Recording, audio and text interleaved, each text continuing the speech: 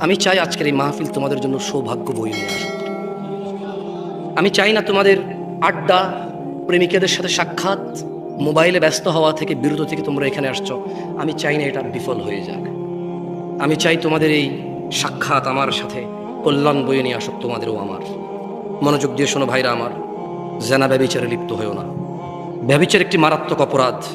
হত্যার পর ইসলামে ব্যভিচারের অবস্থান। কেন? জেনা ব্যভিচারে মানুষের বংশমর্যাদা ঠিক থাকে না, বংশ বিস্তার থাকে না, কে কার সন্তান এটা ঠিক থাকে না, মানুষের বংশ পরম্পরা এগিয়ে নিয়ে যায় না। শোনো আমার ভাই, আল্লাহ তাআলা কোরআনুল কারীমে বলছে, মনোযোগ দিয়ে শোনো, ওয়াল্লাযীনা লা ইয়াদউনা মা'আল্লাহি ইলাহান আখার, আর যারা আল্লাহ তাআলার পাশাপাশি অন্য কাউকে ইবাদত করে না, ওয়ালা ইয়াকতুলুনা আন-নাফসাল্লাতী হারামাল্লাহ ইল্লা বিল হক, এবং যারা হত্যা করে না শরীয়ত সম্মত কারণ ছাড়া।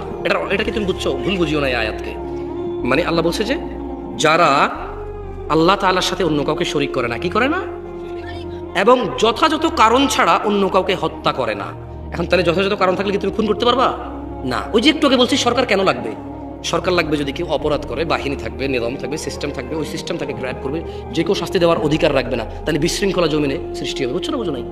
গভর্নমেন্টের কাজ হচ্ছে যে অন্যায় করেছে তাকে গ্র্যাব করা, ধরে নিয়ে আসা, তাকে যথাযথ শাস্তির সম্মুখীন করা, যাতে অন্য মানুষের জন্য উদাহরণ হয়, অন্য মানুষ যাতে এই কাজে আগ্রহী না হয়। বুঝতে পারছি?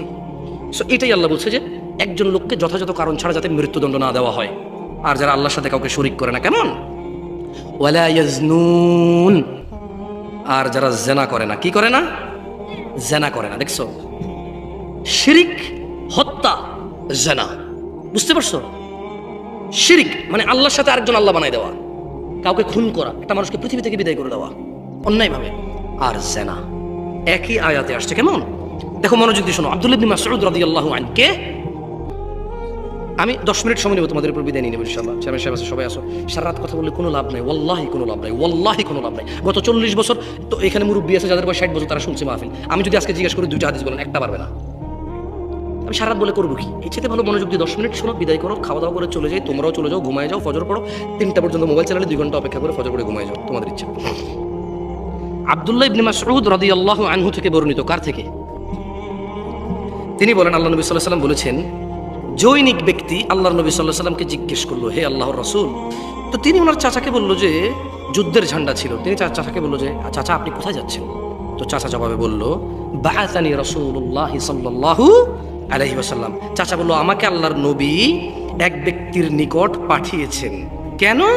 ইলা রাজুলিন নাকাহা ইমরাআতা আবিহ ফাআমারানি আন আদরিবা উকুবাহ ওয়া আখাযাহু মালাহ। বলল যে আমাকে আল্লাহর নবী পাঠাইছে এক ব্যক্তির কাছে, যে তার বাপের স্ত্রীকে কি করেছে? বিবাহ করেছে। আল্লাহর নবী বলেছে তার মাথাটাকে গর্দান থেকে একদম আলাদা করে দিবা, আর তার যত সমস্ত আছে তার সব কি করবা? জব্দ করে রাষ্ট্রীয় সম্পদে যোগ করে দাও। সে তার সৎ মাকে বিয়ে করেছে। একটা জিনিস চিন্তা করেন তো, বিয়ে হালাল কিনা? সৎ মাকে বিয়ে করা হারাম, জেনা না, বিয়ে করেছে। আল্লাহ নবী বলছেন গর্দান ফেলে দাও, সম্পদ নিয়ে নাও। এই সমাজে বহু ছেলে বয়সে বড়, বাবা দ্বিতীয় বিয়ে করেছে, সৎ মাদের সাথে আজে বাজে সম্পর্ক রাখার কামনা রাখে, বাসনা রাখে। ইন্না লিল্লাহি ওয়া ইন্না ইলাইহি রাজিউন। তাহলে যারা মাহরাম, মানে যাদেরকে বিবাহ করা হারাম, বিবাহ করলে আল্লাহ নবী বলছে গর্দান উড়ায় দাও, তার সম্পদ নিয়ে নাও তার। তাইলে বিবাহ তো হালাল জিনিস, কিন্তু এদেরকে বিবাহ করলে বলছে গর্দান উড়ায় দাও, সম্পদ নিয়ে নাও। তাহলে এই যে আমরা সমাজে মামা, ভাগ্নি, ভাতিজি, চাচা ইত্যাদি ইত্যাদি, ইন্না লিল্লাহি ওয়া ইন্না ইলাইহি রাজিউন, জানা, এটা তো আরো কত বড় জঘন্য পাপ। তাহলে চিন্তা করে দেখেন। আল্লাহ তাআলা আমাদেরকে বোঝার তৌফিক দান করুন। আমি আজকে এখান থেকে বিদায় নেব একটা হাদিস পড়ে। দেখেন আপনাদের কোনো কাজে আসে কিনা এই হাদিসটা। আমি চেষ্টা করবো আপনাদের মুখস্থ করে দিতে, যদি আপনারা মুখস্থ করতে চান। মুখস্থ করতে রাজি আছেন? তাহলে সবাই মক্তবের মতো, মক্তবে যেভাবে পড়েছেন আমার সাথে সেভাবে পড়বেন। এরপর আমি বিদায় নেব। কেমন? তোমরা জেনে নাও, আন সাঈদ ইবনুল মুসাইয়িব রাদিয়াল্লাহু আনহু, সাঈদ ইবনুল মুসাইয়িব রাদিয়াল্লাহু আনহু থেকে বর্ণিত, তিনি বলেন, আন্না রাসূলুল্লাহ সাল্লাল্লাহু আলাইহি ওয়াসাল্লাম, আল্লাহর রাসূল সাল্লাল্লাহু আলাইহি ওয়াসাল্লাম বলেছেন, বাইনানা ওয়া বাইনাল মুনাফিকিন, বাইনানা ওয়া বাইনাল মুনাফিকিন, বাইনানা মানে মুসলমান, ওয়া বাইনাল মুনাফিকিন মানে মিথ্যুক মুসলমান, বাইনানা মানে আল্লাহর নবীর উম্মত, ওয়া বাইনাল মুনাফিক মানে যারা মিথ্যা দাবি করে, বাইনানা মানে আল্লাহ তাআলার উপরে যারা ঈমান এনেছে, ওয়া বাইনাল মুনাফিক যারা মিথ্যা বলে, মুখ দিয়ে বলে, অন্তর থেকে নয়। শুহুদুল ইশা ওয়াস সুবহ, ঈমানদার হচ্ছে ঈশার নামাজ এবং ফজরের নামাজে উপস্থিত হয়, যে ফজর এবং ঈশায় উপস্থিত হয় না সে হচ্ছে মুনাফিক। কেন সে ফজর এবং ঈশায় উপস্থিত হতে পারে না? আল্লাহর নবী বলছেন লা ইয়াস্তাতিউনাহুমা, মুনাফিক ফজরে যেতে পারে না, ঈশায় যেতে পারে না, ওর জন্য কঠিন হয়। মুসলমান হয়ে কারা কারা মৃত্যুবরণ করতে চায়? বাইনাল আবিদি ওয়া বাইনাল কুফরি তারকুস সালাহ। মুসলমান আর অমুসলমান, মুমিন আর কাফির, মুমিন আর মুশরিক, মুমিন আর মুনাফিক, তারকুস সালাহ। যে নামাজ ছেড়ে দিয়েছে, যে নামাজ ছেড়ে দিয়েছে সে ইসলাম থেকে বের হয়ে গেছে।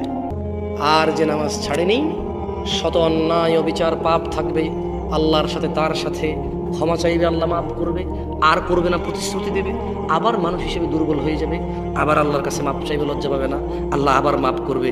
এরপর এক পর্যায়ে আল্লাহ ঘোষণা দিয়েছে ইল্লা মান তাব, অতএব যে ব্যক্তি তার সমস্ত গুনাহ থেকে ফিরে আসে, ওয়া আমানা, আল্লাহর প্রতি ঈমান আনে, ওয়া আমিলা আমালান সলিহা, তার গুনাহ যত কিছুই হোক সে যদি ফিরে আসে, ঈমান আনে, মাপ চায়, ভালো কাজ করে, ফাউলাইকা ইউবাদদিলুল্লাহ সাইয়্যাতিহিম হাসানাত। এই যে লোকটা বলল জেনা করবে না, আবার করছে, চেষ্টা করছে না করার হয়ে গেছে, নেশা করবে না আবার করছে, সর্বোচ্চ চেষ্টা করেছে না করার কিন্তু হয়ে গেছে। এই যে লোকটা নামাজ মিস করে ফেলেছে, চেষ্টা করেছে সর্বোচ্চ পড়ার, হঠাৎ বেখেয়ালি হয়ে মিস হয়ে গেছে, আবার শুরু করেছে। একবারও আল্লাহর কাছে মাপ চাইতে লজ্জা পাইনি, একবারও ভাবিনি আমার মতো গুনাহগার কি আছে, আমার এত গুনাহ আল্লাহ কিভাবে মাফ করবে, আমার মতো গুনাহগার মানুষকে কি আল্লাহ মাফ করবে, এইরকম সে ভাবে নাই। সে বলেছে আল্লাহ আমি তো দূরের কথাই, পুরো পৃথিবীর সব গুনাহগারকে যদি তুমি মাফ করে দাও তোমার কি লস বলো, আমার কি উচিত তোমার কাছে লজ্জা পাওয়া? অসম্ভব আল্লাহ, তুমি তো মাফ করবে, তো যাবো কার কাছে বলো? মরে গেলে তো তুমি আবার দাঁড় করাবা উঠায়, তোমার সামনে মৃত অবস্থায় অপরাধী দাঁড়ানোর চাইতে, হে আল্লাহ আমি জীবিত দাঁড়িয়ে আছি তোমার সামনে অপরাধী, তুমি মাফ করার মা, আমি আর গুনাহ করবো না। তো আল্লাহ কোরআনুল কারীমে সূরা ফুরকানে বলছে যে লোকটা ইল্লা মান তাব, হাজার সহস্র কোটি অপরাধ থেকে মাপ চেয়ে ফিরে আসলো, ওয়া আমানা, এরপর ঈমান নিয়ে নিছে, ওয়া আমিলা আমালান সলিহা, মাপ চাইছে, ঈমান আনছে, কিছু ভালো কাজ করা শুরু করে দিছে। তাহলে বলছে ফাউলাইক, তার পিছনের যে হাজার লক্ষ কোটি সহস্র গুনাহ আছে, ইউবাদদিলুল্লাহ, আল্লাহ বদল করে দেবে গুনাহগুলোকে, শুধু মাপ না, এগুলোকে আল্লাহ বদলাই দেবে, এক্সচেঞ্জ করে দেবে, কিসে? সাইয়্যাতিহিম হাসানাত, নেকিতে পরিবর্তন করে দেবে সব গুনাহকে। এখনো তোমাদের সিদ্ধান্ত নেওয়া বাকি, তোমাদের, আমি আর কিছু বলতে পারবো না। এটা কোরআনের আয়াত পড়ে শোনাইছি, যদি তুমি ঈমান আনো, মাপ চাও, ভালো কাজ করো, তোমার পিছনের গুনাহ তো মাপ হবে হবে।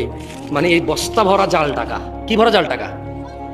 শেখ হাসিনা বললো ঠিক আছে তোমরা জাল টাকা ঢোকা ছাপাও না, এরপরে যদি ছাপাও মৃত্যুদণ্ড, কার কাছে কত জাল টাকা আছে নিয়ে আসো, আসল টাকা নিয়ে যাও। বুঝতে পারছি?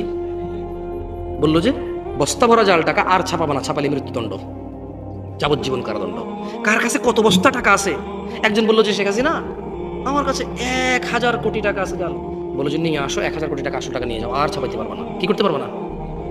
এইরকম এর চেয়ে সহস্র কোটি গুণ বেশি আল্লাহ অফার দিছে যে ফাউলাইকা ইউবাদদিলুল্লাহ। ওয়াল্লাহ এটা হাদিস না যে আপনি তর্ক করবেন, এটা কোরআনের আয়াত। আমি ভুল ব্যাখ্যা দিলে বড় আলেম থেকে শুনে নিয়েন, এবং আমি কোনো ব্যাখ্যাও দিচ্ছি না, আমি আমি ইউ মানি তুমি, শুধু অনুবাদ করতেছি, বুঝছেন? ব্যাখ্যা দিচ্ছি না যে ভুল করবো, অনুবাদ কি?